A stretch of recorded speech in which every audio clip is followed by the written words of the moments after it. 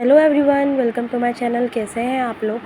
तो आज हम जो पोएम पढ़ने जा रहे हैं उसका नाम है the world is too much with us by William Wordsworth. तो ये बहुत ही सिंपल और बहुत ही अच्छी पोएम है। तो शुरू करते हैं। सबसे पहले तो हम पोइट के बारे में जान लेते हैं। तो विलियम वर्ड्सवर्थ का जन्म 1770 में कोकरमाउथ, कुंबरलैंड के अंदर हुआ था। 1850 में इनकी डेथ हो गई थी। ये एक इंग्लिश पोइट रहे हैं।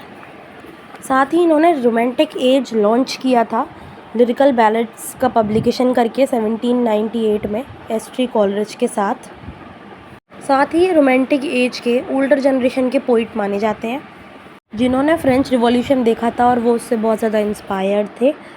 इनकी जो पोइट्रीज़ होती थी वो सिंपल टॉपिक्स पर, सब्जेक्ट्स पर होती थी ऑफ लाइफ एंड नेचर। साथ ही इनकी पोइट्री होती थी पोइट्री ऑफ जॉय, जिससे खुशी मिले, और ये इमोशंस के पोइट थे। साथ ही इन्होंने बचपन, चाइल्डहुड और नेचर, प्रकृति को ग्लोरीफाई किया है, उसकी भव्यता को बताया है अपनी पोएम्स में, जैसे कि टिंटर्न एबे और an ode on intimations of immortality के अंदर। इन्होंने अपनी ये जो लिरिकल बैलेड्स पब्लिकेशन उसका जो किया था, उसके अंदर उन्होंने अपनी पोइट्री की थ्योरी के बारे में और पोइटिक डिक्शन की थ्योरी के बारे में बताया है। साथ ही 1843 से इनकी डेथ तक 50 तक इन्हें पोइट लॉरिएट के रूप में जाना गया, राष्ट्रीय कवि। अगर हम इनकी मेन कलेक्शंस की बात करें तो वो 4 एडिशंस हैं लिरिकल बैलेड्स की, जो कि 1798, 1800, 1802 और 1809। फिर पोएम्स, अगर हम इनकी पोइट्रीज़ की बात करें तो पोएम्स इन 2 वॉल्यूम्स जो है 1807, वो जिसके अंदर the world is too much with us publish किया गया है, मतलब उससे लिया गया है, और द प्रील्यूड जो कि 1850 में पब्लिश हुआ। ठीक है, अब जो आज हम पोएम पढ़ने वाले हैं वो एक नेचर बेस्ड पोएम है, और इसके बैकग्राउंड की बात करें तो ये अर्ली 19th सेंचुरी की पोएम है, 1801 से, जब इंडस्ट्रियल रिवॉल्यूशन यूरोप और इंग्लैंड में फैला हुआ था, जिसकी वजह से, इस रिवॉल्यूशन की वजह से जो लोग हैं वो मटेरियलिस्टिक वर्ल्ड पर बहुत ज़्यादा निर्भर हो गए थे, उसमें इन्वॉल्व हो गए थे, पैसे कमाने के पीछे ही भाग रहे थे और नेचर को पूरी तरीके से भूल गए। तो इस पोएम में विलियम वर्ड्सवर्थ ने ये रिवील किया है, बताया है कि कैसे जो लोग हैं वो पूरी तरीके से इस भाग दौड़ की ज़िंदगी में डूब गए हैं, नेचर से पूरी तरीके से दूर हो गए हैं। साथ ही उन्होंने परिणामों के बारे में भी बताया है कि इतना नेचर से दूर होकर के मटेरियलिस्टिक वर्ल्ड में जाना, उसके प्रभाव क्या होंगे। अगर हम इसके स्ट्रक्चर की बात करते हैं तो ये एक पेट्रार्कन सोनेट है जो 14 लाइंस की है। इसमें जो 8 लाइंस हैं शुरू के वो ऑक्टेव हैं, और लास्ट की जो 6 लाइंस हैं वो सेस्टेट है। राइम स्कीम इसकी रहेगी ABBA, ABBA, CDC, CDC। और हाँ, एक बात और, ये जो शुरू की 8 लाइंस हैं इनमें तो उन्होंने प्रॉब्लम के बारे में बताया है कि क्या क्या परेशानियां हैं। ठीक है, और सेस्टेट जो 6 लाइंस हैं उनमें वो अपना व्यू बता रहे हैं, उनका मत बता रहे हैं, उनका ओपिनियन बता रहे हैं। साथ ही इसका उन्होंने सोल्यूशन भी दिया, यानी कि कंक्लूजन हम बोल सकते हैं। तो अब हम पोएम शुरू करते हैं। The world is too much with us late and soon. तो शुरू में ही पोइट कह रहे हैं कि जो ये संसार है ना वो हमारे साथ बहुत ज़्यादा है। इससे क्या मतलब है कि हमने खुद को मटेरियलिस्टिक वर्ल्ड में इतना इन्वॉल्व कर लिया है ना कि अब जो ये संसार है वो हमेशा हमारे साथ ही बना रहता है। लेट एंड सून का यहाँ पर मतलब है कि हम देर तक पैसे कमाने के लिए काम करते हैं, अपने गोल्स को अचीव करने के लिए काम करते हैं, और सुबह जल्दी उठ जाते हैं ताकि हम उन कामों को पूरा करने के लिए जो हमसे हो सकता है वो करें, पैसे कमा सकें, जो हम चाहते हैं उन चीज़ों को हासिल कर सकें। ठीक है, गेटिंग एंड स्पेंडिंग वी ले वेस्ट आवर पावर्स। तो हम ये सब चीज़ें करते हैं तो इसमें हमारे पास खुद के लिए तो टाइम बचता ही नहीं है। गेटिंग एंड स्पेंडिंग का क्या मतलब है कि हम सिर्फ इतना सारा काम करके क्या कर रहे हैं, पूरे समय हम काम ही काम कर रहे हैं जिससे कि हम अर्न कर सकें पैसे। गेट का मतलब अर्न कर सकें, और स्पेंडिंग यानी खर्च कर सकें उन चीज़ों में जो चीज़ें हमें चाहिए, हमारी ज़रूरतों की चीज़ें। और ऐसा करने में हम अपने लिए सेविंग वगैरह कुछ भी नहीं कर पाते, एक्स्ट्रा मनी तो हमारे पास होती ही नहीं है। तो हम सिर्फ अपना जो टाइम है वो, अपनी जो पावर्स हैं उन्हें वेस्ट कर रहे हैं, पावर्स यानी एनर्जी को वेस्ट कर रहे हैं। Little we see in nature that is ours, we have given our hearts away a sordid boon. तो यहाँ पर पोइट क्या कह रहे हैं, ये जो वी वेस्ट है किसमें अलिटरेशन फिगर ऑफ स्पीच है, ठीक है। अब यहाँ पर पोइट कह रहे हैं इस लाइन में कि वास्तव में तो हम the thing which is ours and actually the thing which is ours, वास्तव में जो चीज़ हमारी है नेचर, उसको तो हम थोड़ा सा भी नहीं देख रहे हैं। यानी कि हमने उसके साथ तो अपने सारे रिश्ते नाते तोड़ लिए हैं, क्योंकि हमने अपने हर्ट्स, हमने अपने जो दिल हैं वो किसे दे दिए हैं, materialistic world, money, property, fame, prosperity, इन सब चीज़ों को हमने अपने दिल दे दिए हैं। विच इज़ अ सॉर्डेड बून। सॉर्डेड बून का मतलब होता है आशीर्वाद। सॉर्डेड यानी डिग्रेडेड, यानी पतन करने वाला आशीर्वाद है जो हमारे लिए कैसा, हमें नीचे ढकेलने वाला, हमारा पतन करने वाला, जो कि ब्लेसिंग है हम सबके लिए। यानी कि हम सब ने अपने दिल जो है वो नेचर से तो दूर हटा लिए हैं और पैसों में लगा लिए हैं, जो कि हमारे लिए एक हमारा पतन का आशीर्वाद हमें दिया गया है। This sea that bears her bosom to the moon, the winds that will be howling at all hours, and are up gathered now like sleeping flowers, for everything we are out of tune.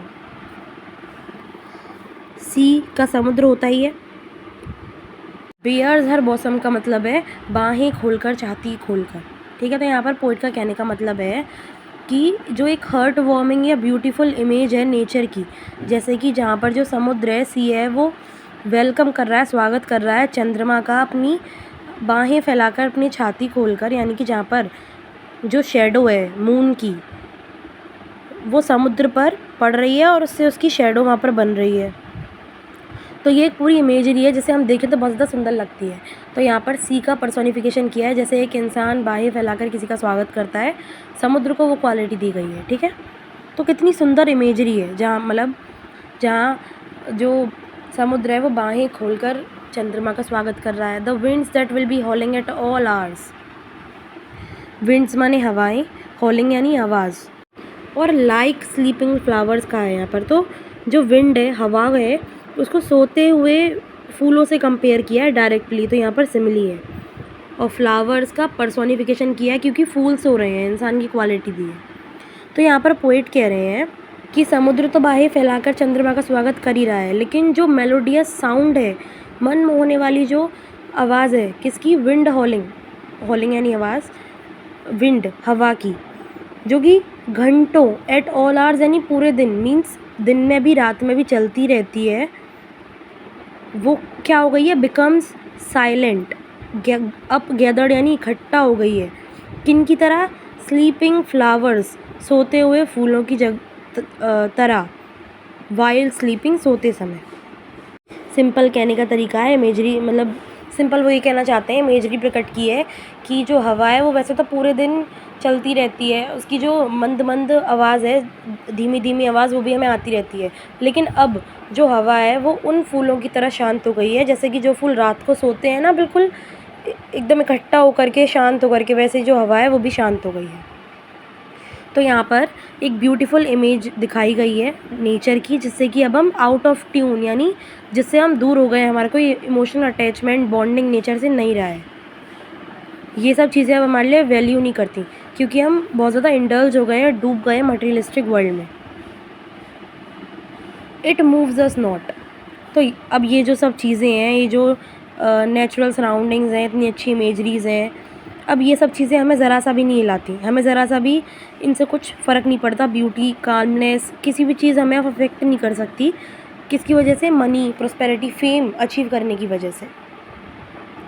तो ये हमारे Octave था जिसमें सारी problem हमें समझाई गई है। अब ग्रेट गॉड से हॉर्न तक सेस्टेट 6 लाइन्स वाला शुरू होगा। ग्रेट गॉड अलिट्रेशन है, I would rather be a pagan. Pagan का मतलब है the person who worship nature, या फिर हम बोल सकते हैं कि वो इंसान जो कि नेचर को भगवान की तरह पूजता है, उसको पैगन बोलता है। Suckled in a creed outworn, so might I standing on this pleasant lea have glimpses यानी झलक, that would make me less forlorn यानी अकेला, प्लीजेंट, ली का क्या मतलब है? प्लीजेंट यानी शांत, ली यानी घास का मैदान, प्लेन हैज़ी ग्रास ग्राउंड। ठीक है, यहाँ पर वो क्या कह रहे हैं कि ग्रेट गॉड, अब वो मतलब भगवान को एक तरीके से एड्रेस कर कर कह रहे हैं कि हे भगवान, आई वुड रेदर बी, कि मैं क्या बनना चाहूँगा, मतलब आए यहाँ पर उन खुद के लिए आया है कि मैं खुद, अगर मैं पर्सनली चुनूँ तो मैं पैगन बनना चाहूँगा, वो इंसान जो कि नेचर को वर्शिप करता है, ना कि अलग अलग तरह के भगवानों को पूजता है।